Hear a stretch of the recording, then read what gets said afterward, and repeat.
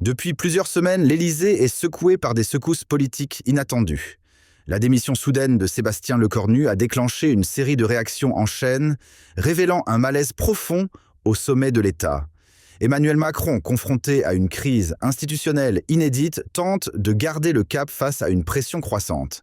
Pendant que les chaînes d'information diffusent en boucle les images d'un président au visage fermé Marine Le Pen, elle multiplie les interventions exigeant un retour rapide aux urnes.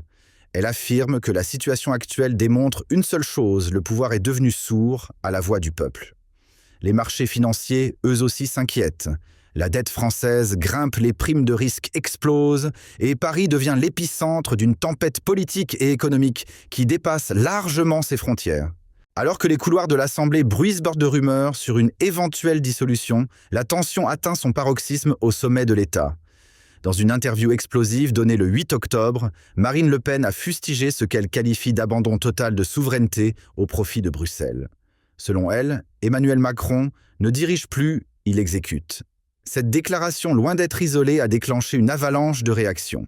Sur les réseaux sociaux, des milliers d'internautes relaient le slogan « Rendez la parole au peuple » devenu viral en quelques heures. Dans les cafés, sur les plateaux télé, l'idée d'un référendum sur l'Union européenne refait surface.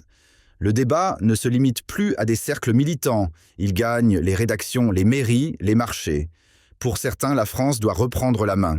Pour d'autres, sortir des cadres européens serait une folie.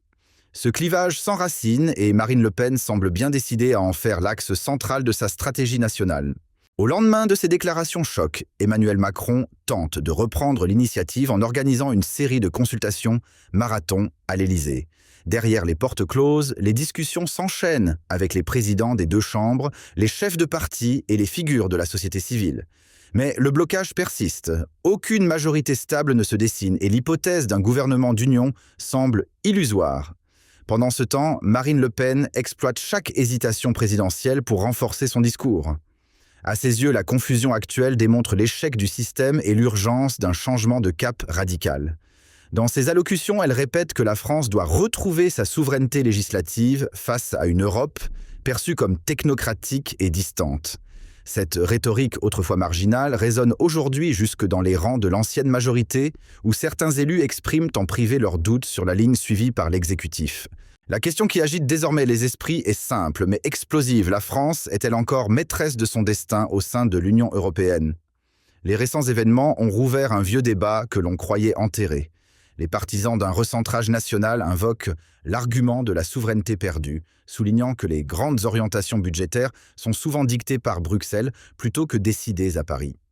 Dans les coulisses, plusieurs figures de l'exécutif reconnaissent que l'équilibre des pouvoirs s'est déplacé. Le président acculé explore des pistes. Certains évoquent un remaniement ministériel profond, d'autres un appel direct à la population sous forme de référendum. Mais là encore, l'idée divise. Les constitutionnalistes préviennent toute remise en cause du cadre européen nécessite un processus complexe encadré par des traités et validé par les 27.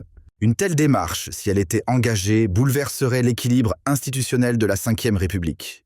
Au cœur de cette tempête institutionnelle se cache une angoisse plus profonde encore, le coût réel d'un changement de trajectoire. Les économistes tirent la sonnette d'alarme.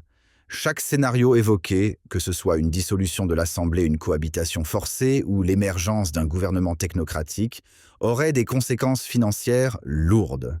La bourse de Paris vacille, les agences de notation surveillent de près la courbe de la dette et les grandes entreprises commencent à geler certains investissements en attendant plus de clarté. Dans ce contexte, la stabilité devient un bien précieux.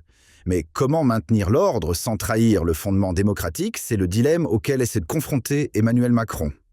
Pendant ce temps, Marine Le Pen martèle que les priorités du pays sont dictées depuis Bruxelles et qu'un rééquilibrage des rapports est inévitable. Sa vision autrefois qualifiée d'utopique trouve désormais un écho plus large dans un paysage politique ébranlé. Tandis que les négociations se poursuivent à huis clos, une autre réalité s'impose. Peu à peu, l'appareil institutionnel français semble à bout de souffle. Les tentatives de recomposition gouvernementale se succèdent, mais échouent à rétablir un cap clair. Les propositions se multiplient, certains appellent à un exécutif de transition, d'autres plaident pour l'arrivée d'une figure issue de la société civile. Mais aucune piste ne rallie véritablement les forces politiques autour d'un projet commun. Dans ce brouillard décisionnel, Marine Le Pen intensifie sa présence médiatique. Elle appelle à rompre avec ce qu'elle décrit comme la dictature des normes venues de l'extérieur. Pour elle, la France doit se recentrer, se réinventer en dehors du carcan technocratique européen.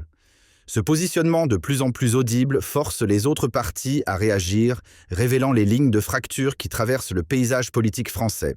Sur le terrain législatif, l'exécutif se heurte désormais à une série de blocages structurels.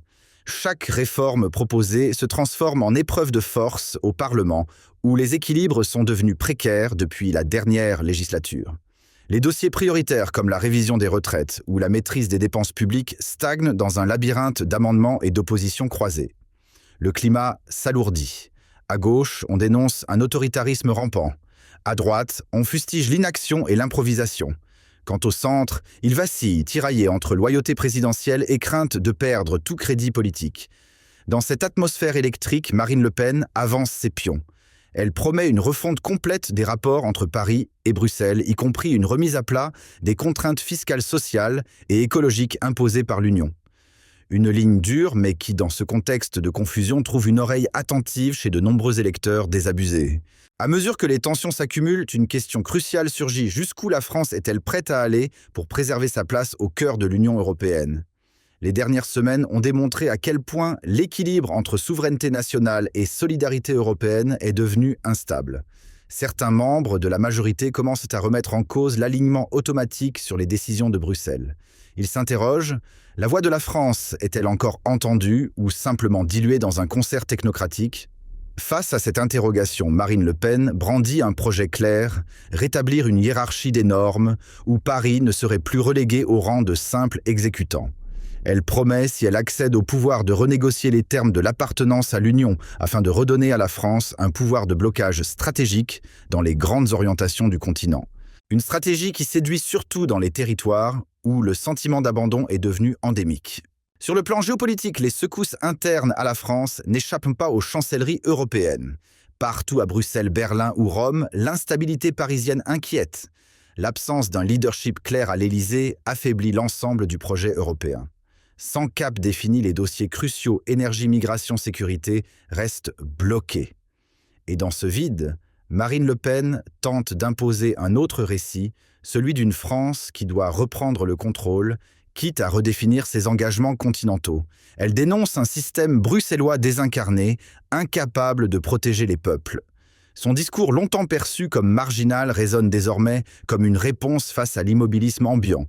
Et chaque crise traversée par l'Union renforce paradoxalement son influence. L'opinion publique observe, hésite, mais se détourne peu à peu des anciennes certitudes. Sur le terrain électoral, les fractures s'accentuent. Les derniers sondages, publiés entre le 5 et le 7 octobre, confirment un effritement historique de la confiance envers l'exécutif. La majorité présidentielle se délite, perdant du terrain, face à une opposition de plus en plus structurée. Dans les zones rurales, comme dans les banlieues populaires, le ras-le-bol monte. La base électorale traditionnelle d'Emmanuel Macron se rétrécit, tandis que Marine Le Pen élargit son influence, notamment chez les classes moyennes précarisées et les jeunes actifs. Cette recomposition silencieuse du paysage politique français préfigure un basculement potentiel. Si de nouvelles élections étaient convoquées, le scénario d'un bouleversement profond ne peut plus être exclu. Les lignes idéologiques se déplacent et la frontière entre europhilie prudente et rejet frontal de l'intégration européenne devient de plus en plus floue. Le discours eurosceptique longtemps cantonné aux marges gagne désormais le centre. Face à l'impasse politique, certains analystes évoquent désormais des scénarios intermédiaires à mi-chemin entre rupture totale et alignement inconditionnel sur l'Union européenne.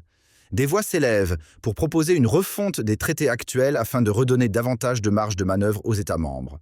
L'idée d'un statut associé commence à circuler dans les cercles intellectuels et parlementaires, une France qui resterait partenaire stratégique de l'Europe tout en se soustrayant à certaines obligations normatives. Une telle voie permettrait, selon ses partisans, de restaurer une forme d'équilibre sans provoquer de fractures brutales.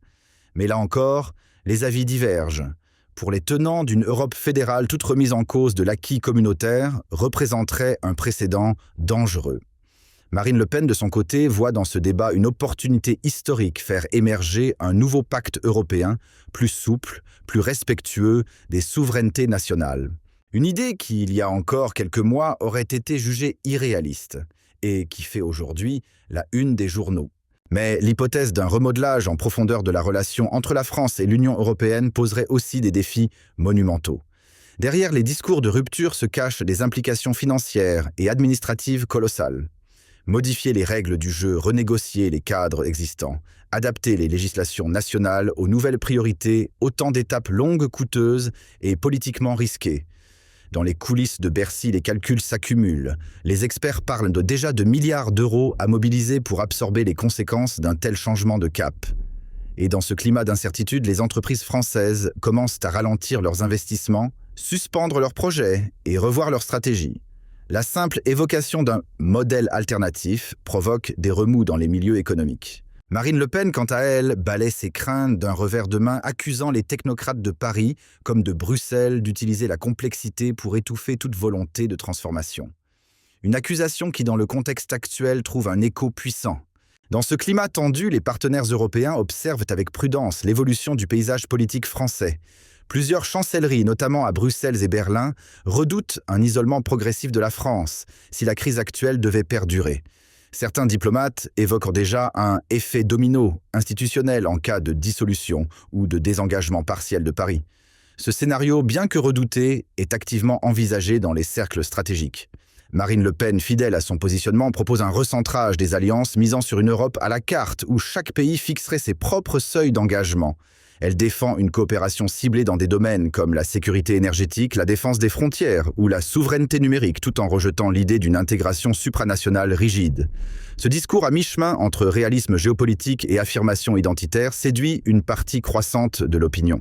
Et dans les faits, plus la confusion règne à l'Élysée, plus ce projet alternatif gagne en crédibilité. L'effet de cette crise ne se limite pas aux frontières françaises. Dans les capitales voisines, le spectre d'un affaiblissement durable de Paris inquiète les stratèges européens. Une France instable, incapable de maintenir une ligne claire, pourrait entraîner une reconfiguration plus large de l'architecture politique du continent. Plusieurs pays membres redoutent une contagion du doute, un relâchement des engagements communs, voire une montée des revendications nationales dans leur propre Parlement. Marine Le Pen, en s'attaquant frontalement au fondement même de l'intégration, alimente ce mouvement tectonique. Et si l'Élysée vacille, c'est tout l'équilibre de l'Union qui s'en trouve fragilisé. Derrière les portes closes à Bruxelles comme à Strasbourg, les discussions se multiplient. Comment préserver la cohésion sans ignorer les signaux d'alerte venus de France ? La réponse encore floue fait émerger un paradoxe: plus Paris s'éloigne, plus l'Europe semble contrainte de se repenser. En définitive, la séquence que traverse actuellement la France dépasse largement le cadre d'une crise gouvernementale. C'est une redéfinition silencieuse des équilibres entre institutions, partis et peuple qui est en cours. Marine Le Pen, en captant le désarroi ambiant, tente de transformer l'instabilité en tremplin stratégique. Emmanuel Macron, lui, se retrouve à la croisée des chemins entre maintien du cap européen et tentative de reconquête intérieure. L'Union européenne, de son côté, observe, retient son souffle, mais sait qu'un faux pas à Paris pourrait bouleverser l'ensemble du projet commun. Dans les semaines à venir, chaque discours, chaque geste politique comptera. La France joue gros. Et si elle trébuche, ce ne sera pas seulement une affaire nationale, ce sera un choc continental. Merci d'avoir suivi cette analyse. Si vous souhaitez continuer cette réflexion avec nous, abonnez-vous, likez et partagez votre avis en commentaire. À très vite pour une nouvelle immersion dans l'actualité politique européenne.